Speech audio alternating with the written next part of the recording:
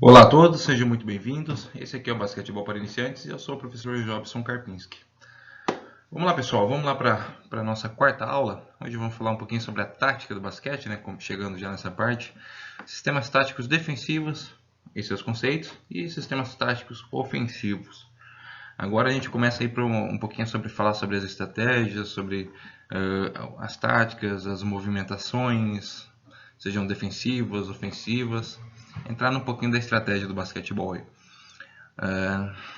É importante lembrar que o que eu vou estar passando aqui para vocês, assim como todas as outras aulas eu sempre lembro algumas vezes, é o básico, é uma pincelada, o básico aí para um acadêmico de educação física, para um treinador iniciante que está querendo montar uma equipezinha de basquete na cidade local, no time do bairro aí, na equipe da escola, para estar trabalhando. Né? Terminando essa série de aulas aí, eu acredito que vocês vão estar entendendo um pouquinho mais do que é o basquete e como trabalhar ele, certo?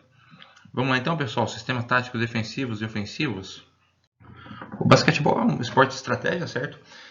E muitas vezes nas categorias de base, na iniciação, um atleta bem treinado, um atleta com talento, assim, faz total diferença. Porém, chega um momento no basquete já de médio nível, ali no alto, até mesmo no alto rendimento, né? As situações a meio que se equivalem e ter apenas atletas bem capacitados não é o suficiente, né? Você tem que ter estratégias.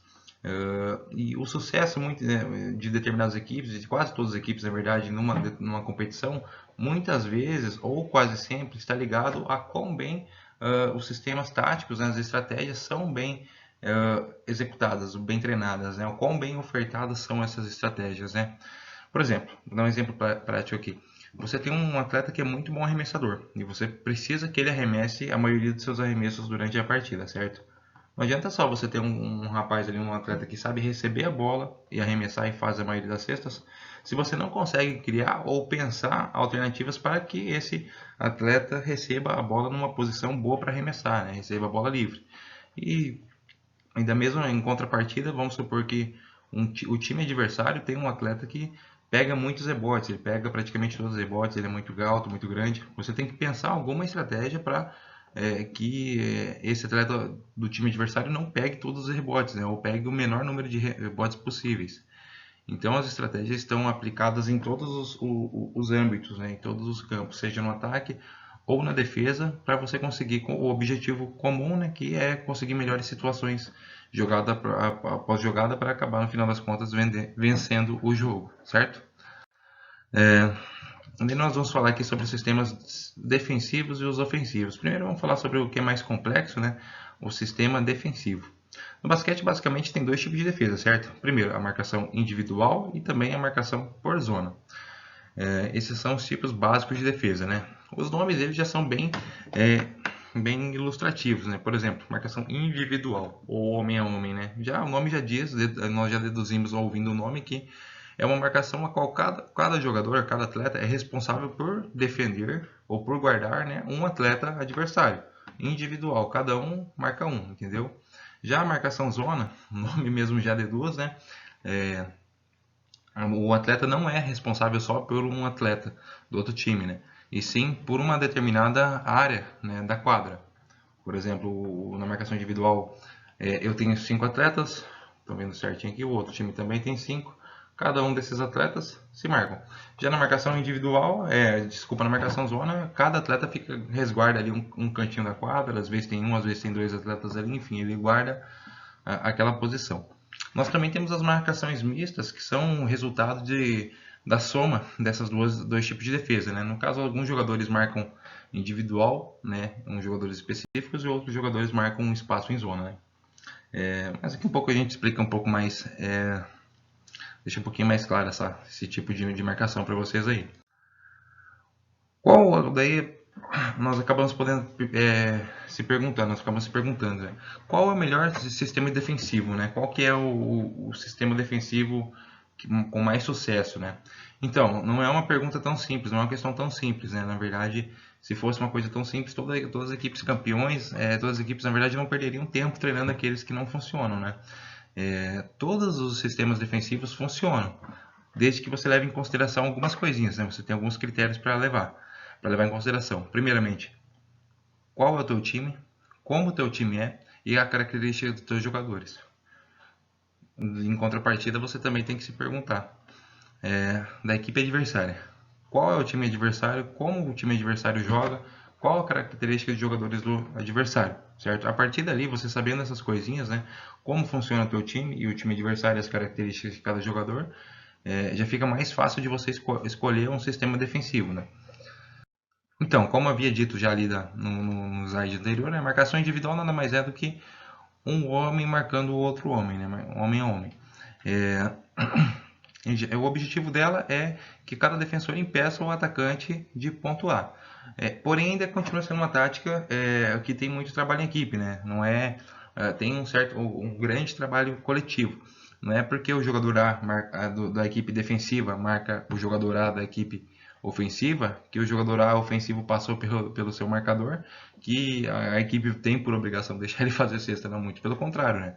Tem todas as coberturas, as dobras de marcação, só que isso aí já é um assunto um pouquinho mais complexo para um outro assunto, né? Mas é importante o trabalho em equipe aí nas defesas individuais, né? Não é o nome às vezes individual nessa tradução aí não sugere uma coisa tão coletiva, né? Sugere uma coisa mais individualista.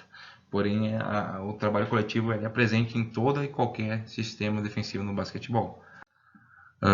Normalmente, a definição de qual jogador deverá ser marcado por cada defensor deve levar em consideração as posições de cada atleta e também a altura.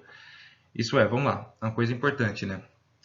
Por exemplo, se você tem um atleta muito alto, do time adversário, e esse atleta tem muita facilidade em arremessar de próxima à cesta, ele é muito alto, ele faz muitas cestas de perto do aro, então é interessante você colocar um atleta semelhante a este, também bastante alto, para defender esse atleta, para marcar ele, né? Que ele vai ter uma maior chance, uma maior propensão de conseguir defender esse atleta ofensivo. Entendeu a lógica? Se você tem um atleta, o time adversário tem um atleta que é muito rápido e arremessa muito bem de longe, é bom você colocar um atleta que seja tão rápido quanto para tentar marcar ele, certo? Senão ele vai ter muita facilidade de você escolher o jogador errado, aleatoriamente deixar. Pode acontecer de você deixar um atleta mais lento para tentar acompanhar ele e não vai ter sucesso algum na defesa, né? Então é muito importante você dar uma olhadinha nisso aí. Ó, vamos dar um exemplo no que é a marcação, esse videozinho aqui. Nós temos esse costume de assistir os videozinhos, né, para aprender na prática. Vamos dar uma olhadinha mais ou menos aí o que é a defesa individual, tá? Brasil e Argentina, né? O Brasil é o time de branco, a Argentina é o time de azul escuro aí. E vamos dar uma olhada no que é a defesa individual na prática. Ó, vai começar o jogo. No basquete começa sempre com a bola ao alto, a bola é lançada que os dois atletas disputam a bola. Começou com o Brasil a bola, certo? O atleta do Brasil tocou a bola, passou ali. Você pode olhar que conforme o jogo começa, cada um dos atletas argentinos que estão na defesa, ó, cada um já procura o seu atleta para defender. Por exemplo, você pode ver que esse atleta aqui, argentino, ficou esperando esse atleta brasileiro. Esses três atletas aqui, argentinos, já estão esperando cada um o seu atleta brasileiro, né? Olha lá, e o outro argentino aqui já está marcando esse jogador brasileiro aqui. E você pode ver também, ó, olha aqui, esse atleta brasileiro aqui tem um argentino marcando ele individualmente e o argentino vai seguir ele independente aonde ele for, ó. Por mais que alguns outros atletas tentem dificultar a passagem, veja só, ele continua acompanhando. E olha aqui, os atletas mais baixos, né, então para esse quarteto aqui, dois argentinos e dois brasileiros, já se posicionam para se defenderem, né? O mais rápido marca mais rápido, mais baixo. Os mais altos, olha aqui que bacana, já se marcando, né? Então a marcação individual é isso. Você pega os atletas seus que têm as melhores características para defender os atletas do time oponente, né? Cada um com sua característica. O Brasil fez a primeira cesta, né? Uma cesta de 2 pontos ali. E agora o Brasil vai para a defesa. O Brasil também fazendo uma marcação individual. Dá uma olhada aqui. Um atleta mais rápido argentino com um atleta mais rápido, mais baixinho brasileiro, certo? Assim como os grandões aqui já estão se marcando, esses outros aqui, olha aqui. E fica analisando, por mais que eles corram e se movimentem, tentem sair da marcação do outro, é função deles cada um marcar o seu, certo? Olha lá. Mais alto com mais alto, mais baixo com mais baixo, e assim vai. Entendido? Bem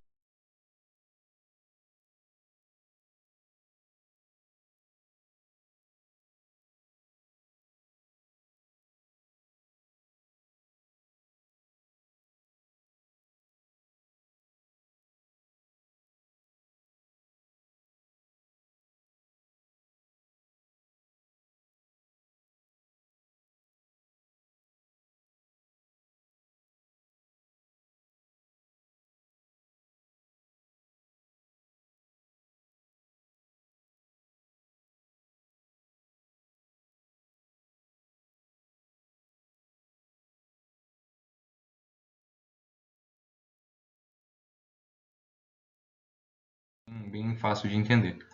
Agora vamos falar um pouquinho sobre o sistema de marcação por zona. É aquele sistema onde o atleta não marca apenas não marca um atleta individual em si, um atleta adversário, desculpa, em si, e sim marca uma região da quadra, né, uma zona da quadra.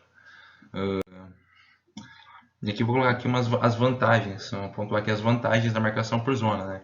Tem menos desgaste físico. O que acontece? O atleta não precisa ficar correndo atrás do adversário, ele fica parado ali esperando, marcando quem está naquele determinado espaço. Ele impede infiltrações, né? Porque é uma defesa bem fechadinha, geralmente. Fica todo mundo parado ali dentro da linha de 3. Que depois vocês vão entender os desenhos do que eu quero falar. O melhor posicionamento no rebote defensivo, no rebote defensivo. O que acontece? Geralmente a equipe adversária vai arremessar, certo? E você vai ter muitos atletas postados ali nas proximidades do garrafão, perto do aro, da cesta. Então assim você vai ter a sua equipe vai ter o melhor posicionamento defensivo ali. E manter a equipe preparada para um contra-ataque após o rebote, justamente porque você já tem atletas postados ali tanto perto do aro para um possível rebote, né, para pegar esse rebote para começar o contra-ataque, quanto também já para sair correndo no início do contra-ataque ali na linha de 3 pontos, né? Você já tem esses atletas prontos ali e não simplesmente correndo atrás dos adversários, certo? Agora que nós vamos pontuar aí os pontos fracos, né, as vulnerabilidades da marcação por zona. Ela permite uma grande vulnerabilidade em caso de, digamos assim, na posse de bola ofensiva, a marcação por zona, vamos lá, você vai colocar alguns atletas, certo? Divididos na sua quadra defensiva. Porém, a quadra de basquete é uma quadrinha um pouco extensa, né? E você não vai conseguir ocupar todos esses espaços. Cada atleta vai guardar uma certa posição, né? Porém, você vai deixar alguns espaçozinhos ali um pouco mais desguarnecidos, um pouquinho mais vagos, né? E se a equipe adversária souber usar desses espaços, fazer a movimentação de bola, passar a bola rapidamente por meio de uma troca de passes, conseguir algum atleta para ficar nessa posição livre com a bola, né? Você vai ter um princípio de um problema, certo? Então, esse que é a vulnerabilidade da sistema zona. Você não consegue povoar a quadra toda, né? E fica muito propenso a arremessos de média e longa distância. Então, aqui, os sistemas de defesa de marcação por zona. Então, aqui, tem vários tipos de posicionamentos, né? No caso, o posicionamento 3-2, o 2-3, o 1-3-1 e o 2-1-2 são os mais famosos, certo? Esses aqui são os 4 esquemas mais famosos de marcação por zona. Tá? Nós vamos dar uma olhadinha aí como funciona um por um, desenhado, né, taticamente. Vamos lá? Marcação por zona 3-2. Olha, é importante lembrar que é o seguinte, no futebol, mais ou menos, deixa eu explicar para vocês assim como funcionaria no futebol, certo? Acompanham, estão vendo meu mousezinho aqui brilhando? Tá, vamos lá. No futebol, vermelho mesmo, né? Deixa eu ver. Não, isso, aqui estão vendo bem? No futebol, geralmente nós marcamos as posições, por exemplo, do gol, né, do nosso gol até o ataque. Por exemplo, aqui, supondo que fosse um campinho de futebol, nós marcaríamos assim, né? Por exemplo, o goleiro, certo? Aqui, mais ou menos, daí aqui um lateral direito, 2 zagueiros, um lateral esquerdo, 4, depois mais uma linha de 4, daí 2. No basquete é o contrário, nós começamos a contagem do meio da quadra em direção ao aro. Por exemplo, aqui, essa aqui é a marcação 3-2, né? Por quê? Porque nós temos 3 atletas, 1, 2 e 3 defendendo aqui no perímetro, né, na linha de 3 pontos, e 2 atletas aqui no fundo. Então, essa aqui é a marcação 3-2, certo? O que acontece? A ideia dessa marcação é, ao mesmo tempo que você consegue defender bem aqui no perímetro, você consegue tirar bastante arremessos, você consegue defender bem os arremessos de 3 pontos aqui no perímetro, você consegue ter 2 pivôs bem plantados aqui embaixo para conseguir pegar bons rebotes, certo? Você vai ter uma propensão de pegar rebotes bem grande. E uma dos maiores benefícios dessa tática, que geralmente é feita com armadores aqui bem rápidos e pivôs bem grandes, é conseguir ligar um grande número de contra-ataques. Porque você encontra, por exemplo, a equipe adversária vai forçar os arremessos, vai ter seus arremessos, certo? Se forçar ou não é outra conversa, mas vai tentar seus arremessos. Você vai ter 2 ou 3 jogadores pelo menos para disputar os rebotes aqui e vai ter pelo menos 2 ou 3 para já sair disparada no contra-ataque. Então, o que digamos assim, a maior vantagem dessa defesa. Tanto defender o perímetro, conseguir bons rebotes e sair no contra-ataque. Vamos dar um exemplo aqui, um prático, nesse videozinho aqui, por exemplo, uma defesa 3-2. Nós já podemos ver a princípio aqui, ó, os 3 jogadores do perímetro, certo? 3, a equipe de azul, e 2 aqui, os 2 grandões aqui de baixo. Vamos lá? Ó, a equipe adversária está aqui tentando fazer o ataque, e você pode perceber que cada atleta não fica marcando apenas um jogador, mas sim uma posição em quadra. Por exemplo, não tem nenhum atleta aqui, e esse atleta está marcando essa posição. Esse aqui do fundo é essa aqui, essa aqui, e aqui embaixo os dois estão marcando cada um sua posição. Olha lá, conforme a bola vai rodando, eles continuam marcando ainda e se posicionam, certo? Viram só? Isso aí é um esquema de marcação 3-2. Mais uma vez, é o mesmo jogo ainda, equipe branca no ataque, equipe azul na defesa, equipe azul efetuando ali um sistema de marcação 3-2. Vejam só, cada jogador, por mais que eles se movimentem de um lado ao outro, eles não deixam de marcar cada um a sua posição. Desculpa, cada um a sua zona, né? Vejam só.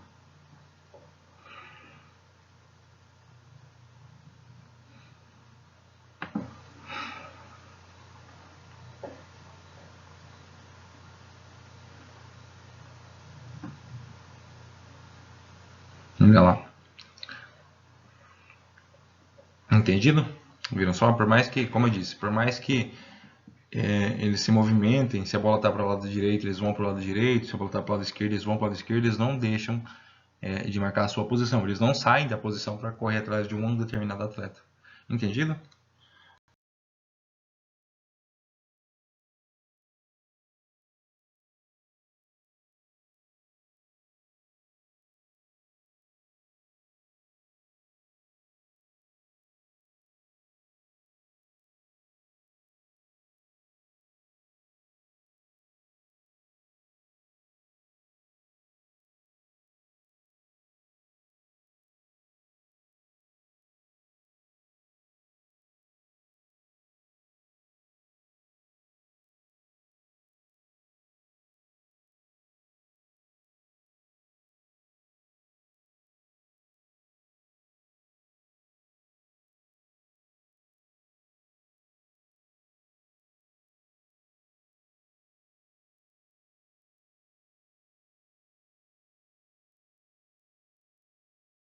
Próximo.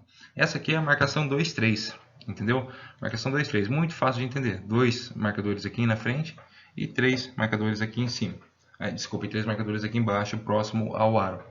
Então, assim, o que acontece? Essa defesa é mais utilizada quando a equipe adversária tem um perímetro não tão forte, com jogadores que não são tão bons arremessadores, porém tem jogadores altos, que atuam próximo à cesta. Daí você compensa, né, coloca um atleta a mais ali embaixo ali, para tentar ajudar nos rebotes, e também bloqueia muitas infiltrações, né?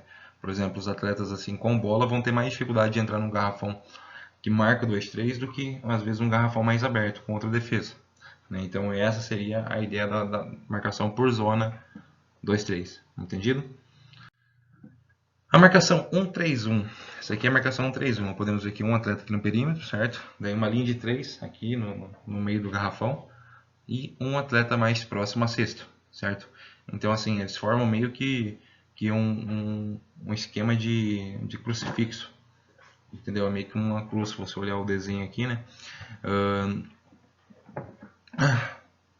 E para quando que esse esquema é utilizado? Esse esquema ele é utilizado assim como, digamos, quando você vai jogar contra uma equipe que tem dois jogadores muito altos, ou muito bons, na verdade, que atuam nessa posição aqui, ó, que jogam aqui embaixo, dois pivôs, na verdade, muito bons, que trocam sua defesa, que costumam jogar um nessa parte mais alta e um nessa parte mais baixa, e trocam um passe entre eles, né? Então, assim, geralmente nós geralmente escolhemos essa defesa aí para conseguir neutralizar esse tipo de equipe, certo? E agora aqui é a marcação 2-1-2. Veja só, dois marcadores aqui em cima, certo? Um aqui no meio e dois marcadores aqui embaixo. Viram só? 1, 2, 1, 2. Bem fácil de entender, né? Não tem muita dificuldade de entender isso. As formações de basquete são são de fácil entendimento, né? Essa aqui é outra informação utilizada aí para disputar, para ganhar, para tentar ganhar nos rebotes, né? E também bloqueando bem as infiltrações da equipe adversária aí.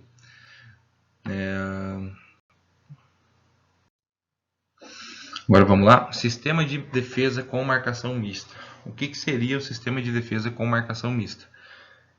No basquete, muitas vezes nós usamos alguns sistemas assim que nós mesclamos a marcação individual com a marcação em zona, né? Isso ocorre geralmente assim em alguns casos, alguns raros exemplos. Não raros exemplos, mas alguns exemplos bem específicos. Geralmente, quando nós temos uma equipe que vai jogar contra um adversário que tem um ou dois atletas em especial muito bons, né? Geralmente na categoria de base, e daí você escala, ou por exemplo, no exemplo inicial aqui, determina um atleta individual teu para marcar o melhor atleta adversário, né? Teu melhor defensor para marcar o melhor adversário, e você posiciona seus outros jogadores de maneira qual façam uma marcação por zona, certo? Então, no caso, essa seria uma defesa com marcação mista. No caso, apesar de existirem mais, né? Por exemplo, existem uns 10 exemplos de marcação mista hoje em dia, os mais usados são o Box One, certo? Esse aqui é até usado até no basquete profissional algumas vezes, o Diamond On e o Triangle 2. São os 3 esquemas de marcação mista mais utilizados no basquetebol hoje, certo? Lembrando que a maioria são utilizadas nas categorias de base, né? Até no sub-14, sub-13, no sub-15 já nem tanto. Um exemplo da marcação Box One. Marcação Box One, por exemplo, né? Estou dando um exemplozinho aqui da figura da 2-1-2. Vocês vão entender o que eu estou falando daí. O box do inglês é caixa, né? No caso é uma caixinha formada por 4 jogadores. 1, 2, 3 e 4. Desconsidera esse rapaz do meio aqui por enquanto. Tá bom? Vamos desconsiderar ele. Esse aqui é... No caso você está formando um box, um quadrado aqui. E esses 4 jogadores estão encarregados de marcar uma defesa zona. E daí no teu caso, vamos supor que aqui de azul esteja a equipe adversária. Deixa eu espalhar os jogadores aqui com xzinhos aqui, né, supondo, né, que sejam outros 4 atletas adversários, né, e essa equipe adversária tem um jogador muito bom. Esse jogador aqui de X mais escuro aqui, ele é um atleta diferente, realmente diferenciado, né, e esse aqui é o 5º jogador, é um atleta diferenciado. Essa equipe adversária tem esses jogadores aqui. Você está marcando uma defesa box aqui na zona, né? E o one vem do 1 do inglês, né? Que é o jogador livre, que é esse jogador teu, né? No caso esse xzinho que eu estou desenhando aqui, que vai se encarregar de fazer uma marcação individual, certo? No melhor atleta adversário. Entendido? No caso são 4 jogadores box, a caixa, né? Individual, e o one, né? Livre, marcando individual. Desculpa, a box, a caixa fazendo a marcação zona e o one livre fazendo a marcação individual. Esse seria o esquema box one, certo? Caixa por zona e individual, entendido? Geralmente é usado assim, como eu disse no esquema anterior, quando, por exemplo, a equipe adversária tem 4 jogadores, o qual você não tem que se preocupar tanto, porém tem um atleta que, se você deixar a bola com ele, vai fazer todos os pontos, né? Vai ser o atleta que vai fazer toda a pontuação. Então você deixa um pouquinho mais livre esses aqui, menos preocupantes esses aqui, e passa a preocupar mais esse. A partir do momento que esse cara está sem a bola, por exemplo, ele passou a bola para o adversário, a marcação tem que ser ferrenha em cima dele, para modo que ele não consiga receber a bola de novo, uma vez que a bola na mão desse atacante pode ser um perigo para a tua defesa, certo? Entendido? Vamos lá? Legal, então, agora vamos lá para o Diamond One. Então, Diamond One não é tão diferente. Deixa eu só apagar esses jogadorzinhos aqui rapidinho. Não é tão diferente ali do esquema Box One. A diferença é que, em vez de, assim na Box One, que é feito uma caixa, né? Caixa e Box One, aqui é feito um diamante e No caso aqui, lá vou eu fazer meus desenhos. Em vez de você colocar um marcador individual e uma caixinha aqui, a única coisa que você vai mudar é o sistema da defesa. Você vai colocar uma mais ou menos assim, ó, como se fosse um diamantezinho, entendido? Essa é a única diferença. Seria 1, 2 e 1. Né? Então é apenas uma variaçãozinha. Daí um atleta aqui individual marcando o oponente de outra equipe. Entendido? Aqui estão os oponentes aqui. Um aqui, outro aqui sendo marcado. Entendido? Então é só uma variação, não é tão diferente não. Agora a marcação Triangle 2. O que acontece a marcação Triangle 2?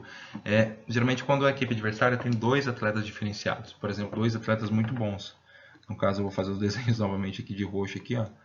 Tem um atleta muito bom aqui, o outro muito bom aqui, né? E daí os outros posicionados aqui. Estou colocando aleatoriamente, não esquenta a cabeça com isso não. Isso aqui é bem grandão. O que acontece? O triangle, né? 3 marcadores marcando zona em formato de triângulo e 2 marcadores marcando individual. No caso esse X aqui, esses dois defensores marcando individual, cada um no seu. Né? Isso aí geralmente acontece quando você não tem que dar muita atenção para os outros jogadores, né? Que são jogadores que às vezes, assim, como eu disse, no basquete escolar, né? Que às vezes a bola pode até estar na mão dele e ele não vai conseguir fazer a cesta, né? Livre muitas vezes. Porém, em contrapartida, você tem que dar muita atenção para os outros atletas ali, que realmente podem trazer grandes perigos à tua equipe. Entendido? Agora a marcação Rest One. Essa Rest One aí, cara, ela, olha, não é tão utilizada mais. Já foi muito utilizada no basquete escolar norte-americano, né? E até hoje no Brasil muitas vezes ela é utilizada no basquete de alto nível mesmo. É zero praticamente o índice de usagem dela, né? Porque o que acontece? Essa Rest One, do inglês resta 1, acontece quando é o seguinte, por exemplo, o teu time adversário tem 4 jogadores do nível bacana, um nível muito bom, que realmente causam um perigo para a tua defesa, certo? E você tem que dar uma atenção para esses 4. Porém, tem um jogador que não consegue fazer tanta coisa, então na verdade a gente deixa esse atleta meio livre, né? Na verdade é um atleta de sobra, como diz aqui. E dá atenção para esses 4 atletas, né? Então, assim, enquanto a Box One, por exemplo, ela cuida de um atleta, a Rest One ela deixa um atleta livre. Só que, por exemplo, num basquete assim já de nível razoável baixo, se você deixar qualquer atleta livre, ele vai possivelmente para debaixo do ar e vai fazer todas as cestas lá, né? Por mais duvidosa que seja a qualidade desse atleta. Então, um atleta ali, uma defesa já um pouco ultrapassada, né? Que não teve sim sua taxa já teve sua importância no passado, no basquete escolar, né? Mas hoje não é muito utilizada. Na verdade, tem alguns debates já, né? Que consideram ela uma tática.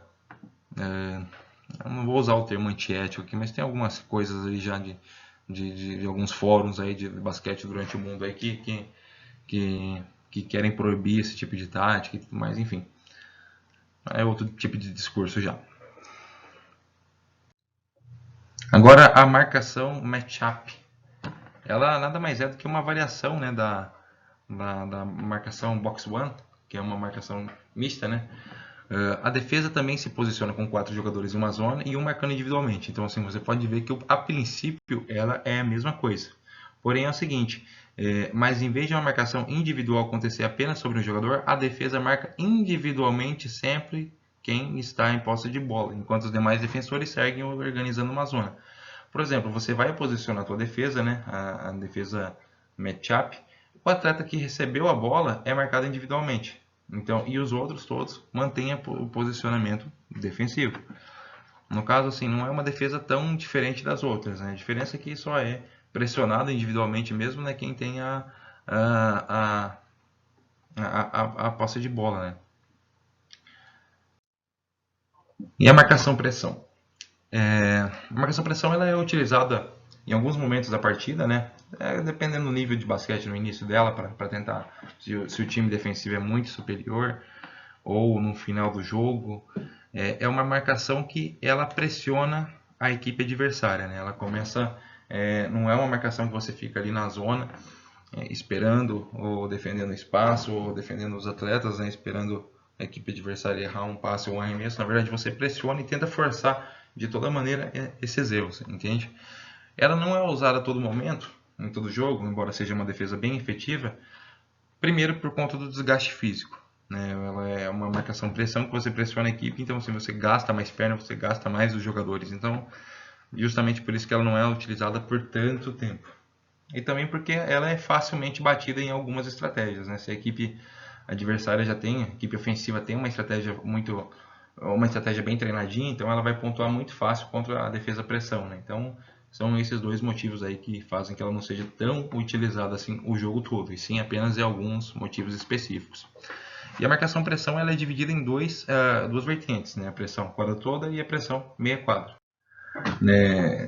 Nós vamos falar já um pouquinho para frente aí de qual seria a marcação pressão quadra toda e a pressão meia quadra. Embora o próprio nome deles já sugiram o que é. Né? Vamos mostrar aqui nesse videozinho prático aqui o que é a marcação pressão. Vamos lá? Olha, no caso pode ver aqui, ó, a equipe preta cobrou o fundo bola aqui. A bola vai ficar com esse atleta e cada jogador, veja só, já está marcando um jogador individualmente ali, pressionando eles a quadra inteira. Olha só, roubaram a bola e cesta. Olha aqui esse outro exemplo, a equipe azul aqui, pressionando a equipe. Olha, cada um jogador, independente de onde ele vai, os outros estão atrás. Viram só? Esse aqui é o esquema de marcação-pressão. A equipe preta vai cobrar o fundo bola aqui. E a equipe branca aqui já toda posicionada aí para roubar a bola, para tentar pelo menos fazer a defesa ali bem postada. Vejam só, esse é o esquema de marcação-pressão.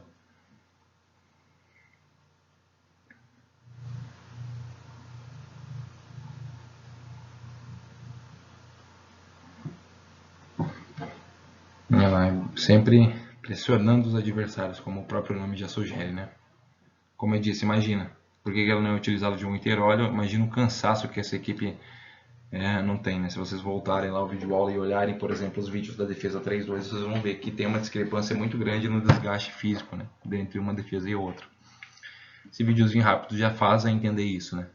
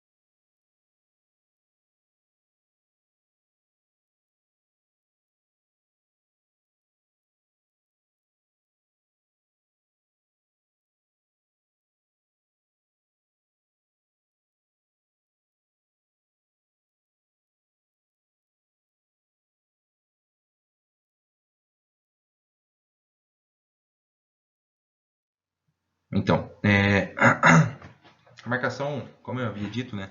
A marcação-pressão, desculpa, vamos lá. Aqui é o mapa dos sistemas táticos defensivos, né? No caso, a defesa, ela pode ser feita tanto de maneira individual quanto zona e mista. Né? A defesa individual, a pressão, e a individual meia quadra normal, que é aquela primeira que nós vimos lá, certo?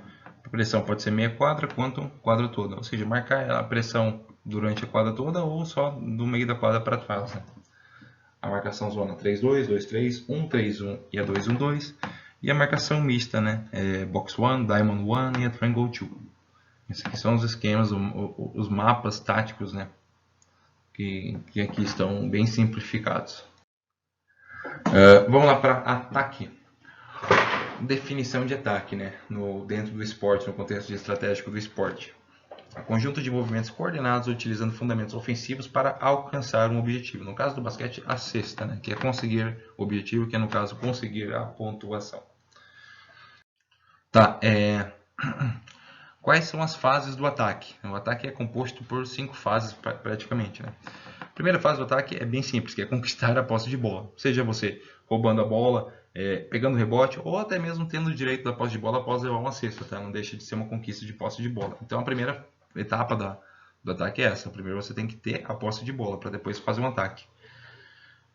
Logicamente, a segunda fase é o contra-ataque, certo? Você está na defesa e daí você conquista a posse de bola, você vai tentar emendar um contra-ataque bem rápido, certo?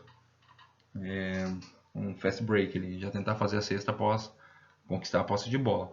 Feito isso, a partir do momento que você não consegue, ou chega no ataque, perdão, você tem um momento de transição, que é onde você sai da defesa, você deixa de ser defesa e passa a ser ataque, certo?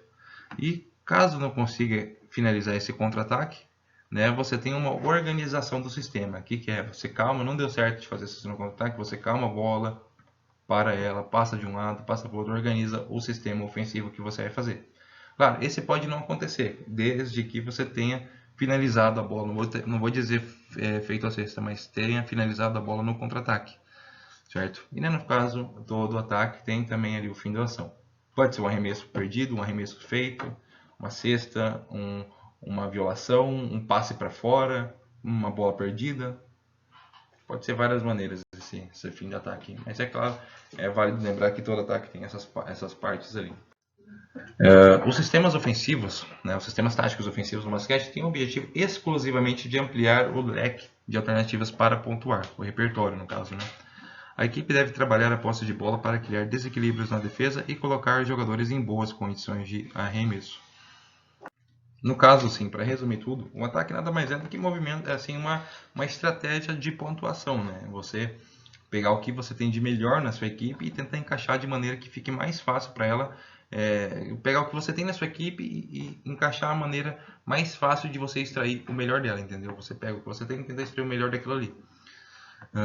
Como eu disse lá no começo, né? Não adianta nada você ter bons arremessadores se você não tem estratégias boas para conseguir pôr eles em boas condições para arremesso, certo? No ataque, no basquete, existem 3 situações que devem ser observadas. Primeiro, manter a posse de bola o máximo possível dentro dos 24 segundos permitidos pela regra. Então, claro, salvo algumas exceções, né? Mas você tem que, por exemplo, você tem 24 segundos para usar a posse de bola no ataque. Em algumas situações 14, em algumas ligas de basquete você tem um pouco mais, na faixa dos 30 e poucos. Porém, você tem 24 segundos, você não precisa tecnicamente terminar um ataque, arremessar em 6 segundos. É claro, se deu a oportunidade de fazer a cesta debaixo do aro, pertinho, livre, que faça. Mas você pode explorar um pouco mais, ter paciência para achar a melhor oportunidade de arremesso, esperar para ver se alguém fica desmarcado, de preferência próximo à cesta. Você tem todo esse tempo. Fora que isso tudo tem, quando você tem, assim, você roda bem a bola, você explora bem esse tempo de ataque, você tem um contexto muito grande aqui que você cansa a defesa adversária. Eles vão correr mais atrás de vocês. Entendido? Então explora bem esse tempo de defesa. É importante isso aí. Você vai criar melhores oportunidades, pelo menos ter chance de criar melhores oportunidades e cansar mais a equipe adversária. O segundo fator que você tem que analisar é tentar desequilibrar a defesa adversária. O que seria, no caso, desequilibrar a defesa adversária? Você, por exemplo, pega a tua equipe, você tem um jogador, algum atleta ou outro que tenha uma pontuação, que seja um bom arremessador de longa distância, digamos assim, e você vai tentar fazer com que esse atleta, esse jogador, fique livre, né? Tenha mais chances de ficar livre, como eu disse, para fazer um arremesso de longa distância. Se você tem um atleta muito alto, que faz muitas cestas próximo ao aro, você tem que criar condições favoráveis para modo de ter esse jogador seu próximo da cesta adversária para que ele consiga desequilibrar a defesa. Se você tem um atleta que é muito rápido, você tem que criar boas condições para que ele consiga usar essa agilidade toda dele, entende? E por último, e o mais importante, finalizar a jogada de ataque com precisão. Né? É um detalhe que faz toda a diferença. Finalizar a jogada com precisão. Não adianta nada você finalizar a jogada sem ter digamos, uma certa precisão. Não adianta nada você ficar 20 segundos no ataque se você vai fazer um arremesso forçado ou sem qualidade, sem categoria, com um atleta que não é tão bom de arremesso arremessando, com um atleta que não tem uma infiltração boa tentando infiltrar. Então tem que sempre pensar em finalizar a jogada com precisão na melhor oportunidade. Semelhante ao sistema digamos, sistema de defesa, nós também temos 2 sistemas de ataque, sistemas ofensivos. O sistema ofensivo adotado contra a defesa individual e o sistema ofensivo adotado contra defesa por zona. Cada um desses sistemas, né, eles tentam jogar em cima da fragilidade da defesa adversária.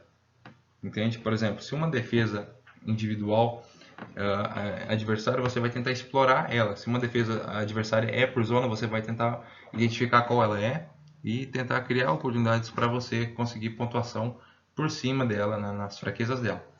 Por exemplo, aqui vamos dar um exemplo do sistema ofensivo contra a marcação individual. O que nós temos que dar uma olhada? Primeiro, explorar habilidades individuais. Uma vez que fica no 1 contra 1, você precisa que o seu jogador, entende? O seu jogador tenha habilidades suficientes para sobressair o adversário, o jogador adversário que vai estar marcando ele, certo? Buscar sobreposições, né? Ver algum atleta seu que tenha mais facilidade para jogar contra o atleta adversário. No caso, isso aqui meio que se completa. Como eu dou mais uma vez ali o exemplo do atleta rápido, né?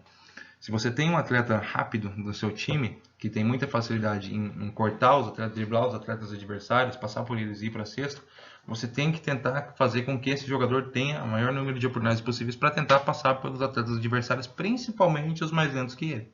Entendido? Preparar jogadas para abrir espaços, como eu disse, né? Sempre procurar os arremessos livres. Os bloqueios tendem a ser um ótimo recurso para atrapalhar o posicionamento defensivo. No caso, esses bloqueios aqui, os corta-luz, né? Mas eu acho que ainda não é momento para a gente falar sobre eles, né? E identificar os pontos fracos da defesa para tentar explorá-los. É o básico que eu disse lá atrás, né? Isso aí é o básico do sistema individual.